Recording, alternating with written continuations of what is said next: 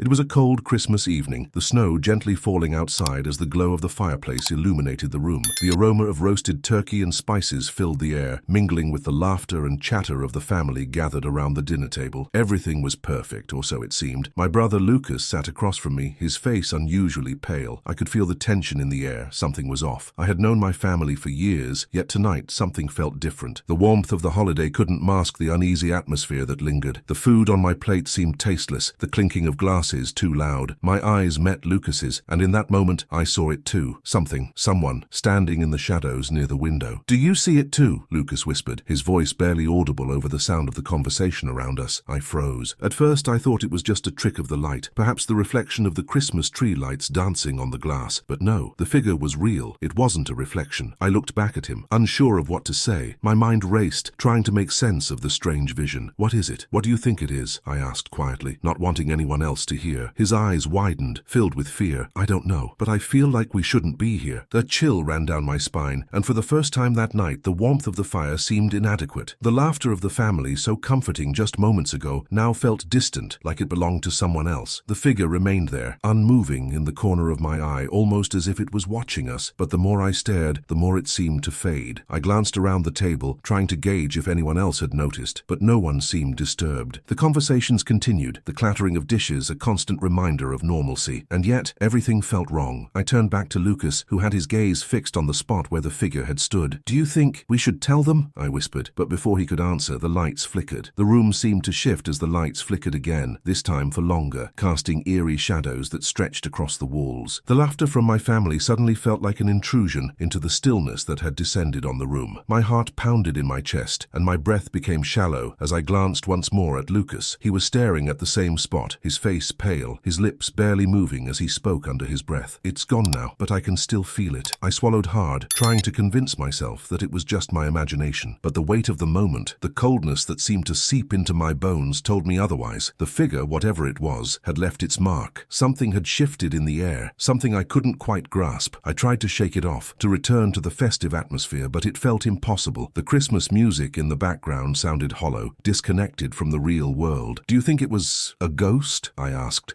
my voice trembling, barely above a whisper. Lucas looked at me, his eyes wide with fear, but there was something else there too, a deep, unnerving curiosity. "I don't know, but I have a feeling this is more than just a trick of the light." His words hung heavy between us, and the rest of the family seemed oblivious to the shift in the atmosphere. They continued to eat, laugh, and chat as if nothing had happened, but we knew better. I stood up slowly, my legs feeling weak beneath me, and excused myself from the table. "I'm just going to get some air," I muttered, my voice steady, though my heart was racing. I needed a moment to collect myself, to figure out what was going on, but as I made my way to the door, something stopped me. The figure from the shadows, it was there again, just outside the window, its shape now more distinct. My breath caught in my throat. Lucas was at my side in an instant, his hand gripping my arm with surprising strength. "Don't go out there," he warned urgently, his voice low but filled with dread. "We don't know what that thing is or what it wants. We need to stay away." His words should have calmed me, but instead, they only deepened my fear. What if this was something we couldn't escape, something that would follow us no matter how far we ran? I looked outside through the window, my eyes searching for the figure, but the night was dark, and the snowstorm had intensified, obscuring my view. Still, I could feel it out there watching us. The air outside seemed heavier,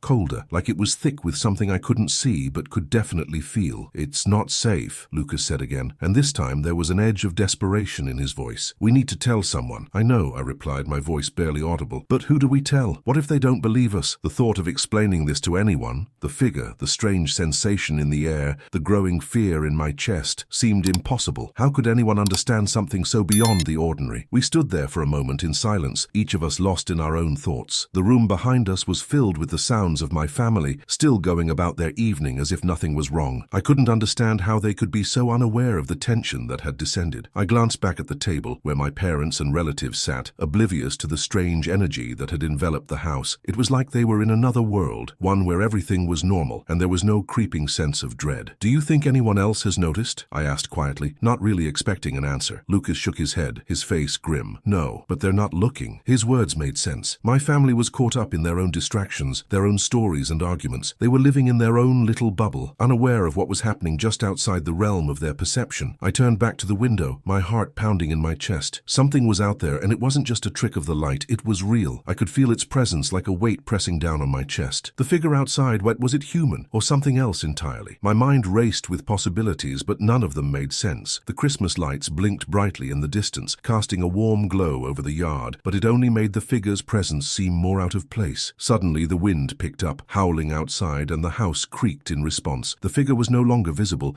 but I still felt it, that constant pull, like it was watching, waiting. The unease that had settled in my stomach only grew worse. I felt like I was being suffocated by the very air around me, like the walls of the house were closing in. "We need to go to the others," I said finally, though I had no idea what I was going to tell them. Lucas nodded, but I could see the fear in his eyes. "They won't believe us," he said, his voice barely above a whisper, "but we have to try." We took one last look out the window before heading back to the table, where the warmth of the fire did little to ease the chill that had taken hold of us. As we walked back, I felt the weight of the room pressing in on me, and I knew whatever was outside was only the beginning. We returned to the dinner table, but it felt like we were entering a different world. The sounds of the family, the chatter, the clinking of glasses, the occasional burst of laughter, seemed distant, as though they were happening on another plane, far removed from us. I looked at Lucas, who was walking beside me, and could see the same anxiety etched on his face. He tried to mask it with a strained smile, but the tension in the air was palpable. I could feel the weight of every single moment, every second that passed, as though we were trapped in some kind of unspoken agreement that something was wrong, but we couldn't acknowledge it out loud. I took my seat at the table, but my stomach churned. I had lost my appetite entirely. The once comforting sight of the food, the carefully prepared turkey, the mashed potatoes, the cranberry sauce, suddenly seemed foreign. It felt as if everything around me had turned into a caricature of what it was supposed to be. My family continued to eat and laugh, unaware of the shift that had occurred, the disturbance that none of them seemed to notice. It was maddening. Why couldn't they see it? Lucas sat beside me, his eyes darting around the room. I knew he was doing the same thing I was, searching for signs, looking for anything out of place, but everything appeared normal,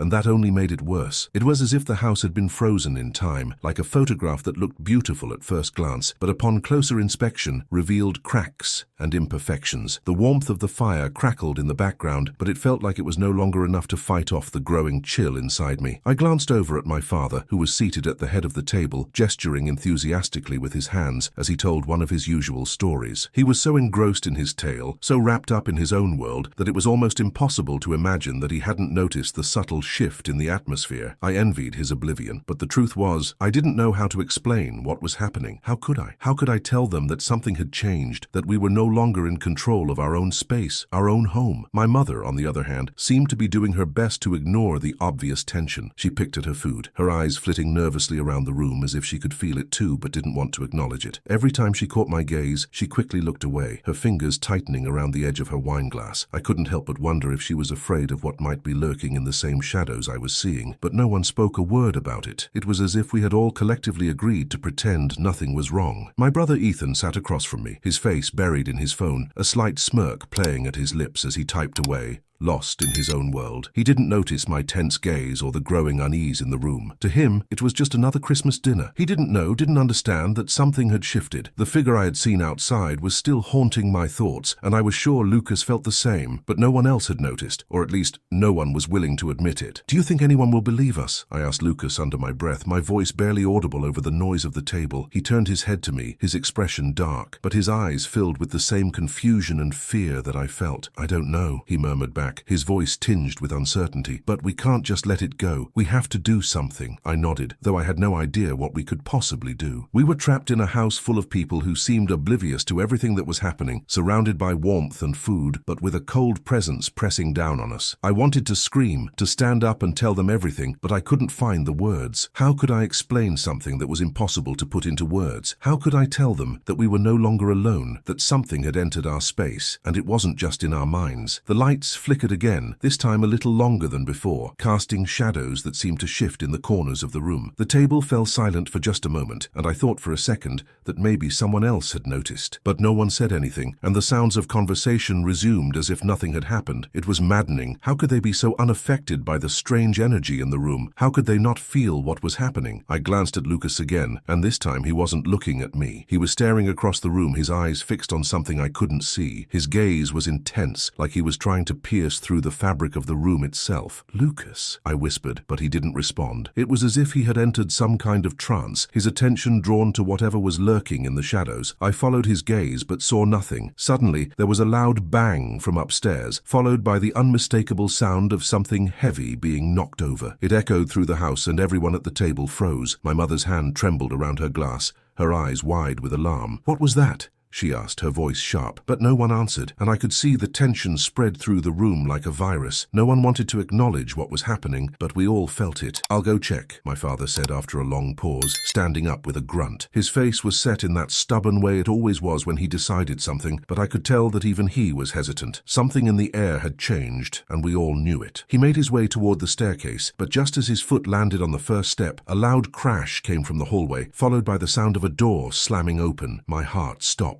Whatever was causing this was close, too close. "Stay here," Lucas whispered, grabbing my arm as I stood up instinctively, but I couldn't stay there. I needed to know what was happening. My legs moved without my permission, and before I knew it, I was walking toward the hallway. My parents had disappeared around the corner, but I didn't hear their voices. All I could hear now was the sound of my own heartbeat thudding in my chest. As I reached the hallway, the air grew colder, and the temperature dropped in a way that sent a chill down my spine. The hallway was dark, the only light coming from the faint glow of the Christmas tree. I could barely make out the figures of my parents standing near the open door to the guest room, their backs to me. And then, as I stepped closer, I saw it. The figure was there again, standing in the middle of the room, its back turned to us. But this time, it wasn't just an outline in the shadows. It was fully formed, a tall, dark figure with indistinct features, its presence almost tangible. My breath hitched in my throat. It felt as though the room itself was holding its breath, waiting for something to happen. As the figure stood motionless in the center of the room, my heart raced, and my entire body tensed. I was frozen, unable to take a single step forward or backward. I couldn't even breathe properly. The air seemed thick and heavy, charged with a presence that felt unnatural. I felt a cold draft, a shift in the atmosphere,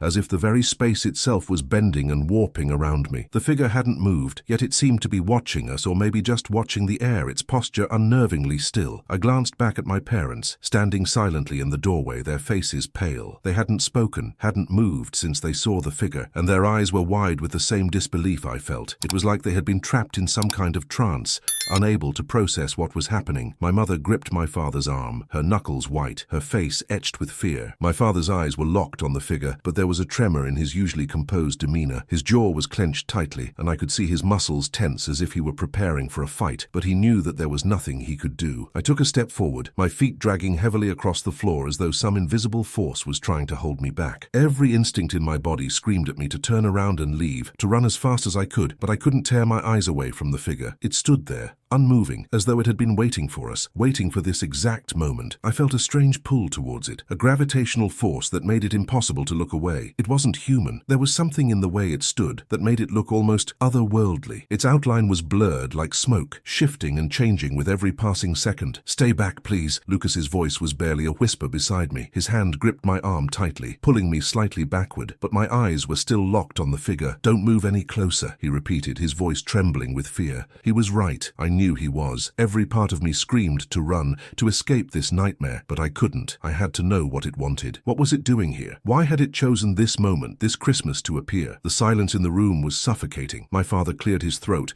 breaking the tense quiet, but his voice was weak, uncertain. What is this? Who are you?" The figure didn't respond, but somehow I knew it was listening. I could feel its attention focused entirely on us, even though it didn't move, didn't give any sign that it understood. There was something ominous about the way it stood there, as if waiting for us to make the first move, but I couldn't bring myself to speak. My throat was dry, constricted by a strange, paralyzing fear. The room seemed to grow colder with each passing second. I could see my breath now, thick plumes of mist hanging in the air as if the temperature had dropped suddenly, unnaturally. It wasn't just the cold, though. There was something else, something more unsettling. A presence, an energy, something I couldn't quite place but that I felt deep in my bones. It was as though the very fabric of the room had been torn open and something from beyond had slipped through. A presence from another world, perhaps, or something much darker. Is it real?" I whispered, more to myself than to anyone anyone else. My father's eyes flicked to me, his expression grim, but he didn't say anything. What could he say? We were all thinking the same thing, but no one wanted to admit it. No one wanted to accept that something beyond our understanding was here with us. We had all heard the stories, the whispers about things we couldn't explain, but this was different. This wasn't just some tale to tell in the dark. This was real, and it was here, in our home. Lucas was standing beside me now, his hand still gripping mine, his face pale and drawn. I could see the same fear in his eyes, but there was something else too. Curiosity. Maybe he was just as desperate to understand what was happening as I was. His voice was soft, almost inaudible. What do we do? We can't just stand here. His words broke the silence, and for a moment the figure seemed to shift,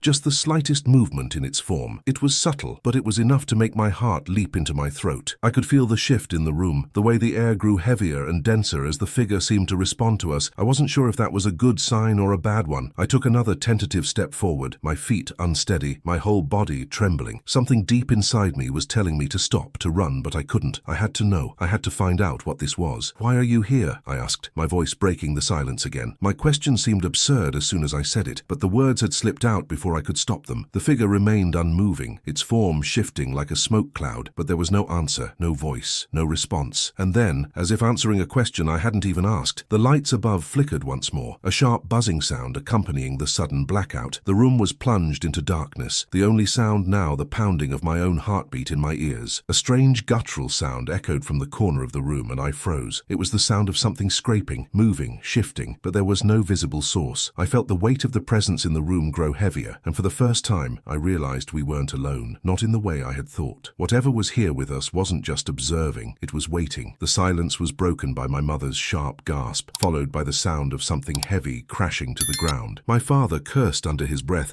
and I felt Lucas's grip on my arm tighten. I was too afraid to move, but I couldn't help but look around the room, searching for any sign, any clue that could explain what was happening, but everything was still. My eyes swept over the walls, the furniture, the darkened corners, but there was no change. The figure was gone. I felt a sinking feeling in my chest as the realization hit me. Whatever this was, it had never been fully here. Not in the way we could understand. My father's voice cut through the stillness, shaky but insistent. "It's gone. It's gone. Everyone. It's over." But his words felt hollow, like he was trying to convince himself more than anyone else. He knew as well as I did that it wasn't over. It couldn't be over, not with the way things had shifted, not with the way the room still felt charged, still seemed to hum with energy, despite the absence of the figure. The atmosphere hadn't changed. It still felt thick with something. I couldn't shake the feeling that it was just waiting for us to let our guard down, to make the next mistake. The lights flickered again, briefly illuminating the room, and for the first time, I noticed something that sent a chill down my spine. On the floor near the corner where the figure had stood, there was something new, something that hadn't been there before, a symbol. It was faint, almost invisible, but it was there, etched into the hardwood floor, its shape intricate and foreign. The room seemed to hold its breath as I bent down, my hands trembling, my mind racing to process what I was seeing. I didn't touch it, but I knew. I knew it had been left for us to find. The clock on the wall chimed midnight, and the house felt emptier than before. I was still sitting in the same chair, trying to process what was happening around me. The ghostly figure that had briefly seemed like something out of a nightmare was still there, standing at the door. But this time, something was different. The hallway light illuminated its face in a way that I could see clearly, and the eyes that had once been dark were now glowing with an almost human intensity. With a swift movement, it approached a little more, and the sense of intense cold spread throughout the room. Looking closer, I realized it wasn't a ghostly figure at all. It was someone familiar, but with a touch of distortion, something I could only fully comprehend after reflecting on what had transpired that night. The face I was seeing was that of my grandmother, who had passed away many years ago. But something wasn't right. Her expression was rigid, and her eyes seemed to carry an immense sorrow. She extended her hand, and though her voice was weak, it reverberated in the silent house. "You shouldn't be here," she said, and my mind grew tense. What did this mean? Without thinking, I stood up, the feeling of danger intensifying, but something inside me knew I couldn't run. I needed to understand what was happening,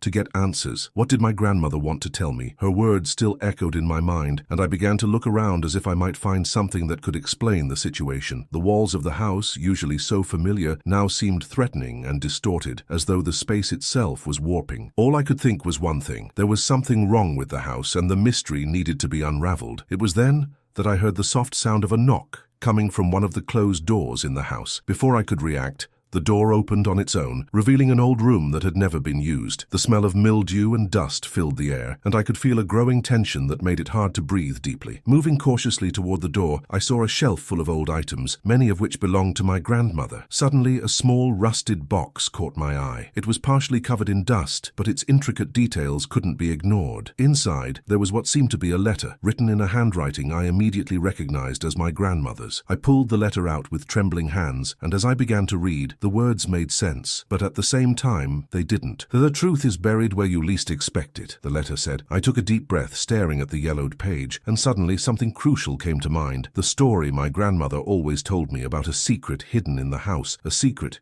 she could never reveal. But now it seemed as though she was trying to give me clues to understand everything that had happened. The fear I initially felt began to transform into a sense of purpose. I needed to discover the truth, no matter the cost. When I finished reading, something inside me ignited, as though an unseen force was pushing me to take the next step. I ran to the attic of the house where, according to my grandmother, there was a chest filled with important items. Every movement seemed to be guided by an invisible hand, and when I finally opened the chest, I found a series of diaries and old photographs, some of my grandmother, others of relatives I barely knew. Among these photographs was one that left me speechless. It was a picture of my grandmother with my father, but something was wrong. Her look wasn't one of love, but of distrust, as if she was hiding something. There was something else in that photo that finally led me to uncover the truth about what had happened in the house. As I looked more closely at the photo, I noticed an inscription on the back that simply read, "The price of the truth will be high." With the words from the letter and this inscription echoing in my mind, I finally understood what my grandmother had been trying to tell me. The truth was here, in every corner of the house, waiting to be discovered, but I knew that revealing the secret couldn't be done without consequences. With a sense of responsibility and sorrow, I made my final decision. The house should be preserved as a monument to my grandmother's legacy, but the secret? That would stay buried, just as she always wanted, to protect the memory of our family and ensure the mystery was never fully solved. As I looked back at the photo one last time, I knew deep down that this was the only way. The truth would remain hidden, but my family's past, with all its secrets and complexities, would remain intact. The house would continue to stand, and its mysteries would live on in silence where they belonged. If you enjoyed the story, don't forget to like the video, subscribe to the channel, and leave a comment below. We'd love to hear your thoughts.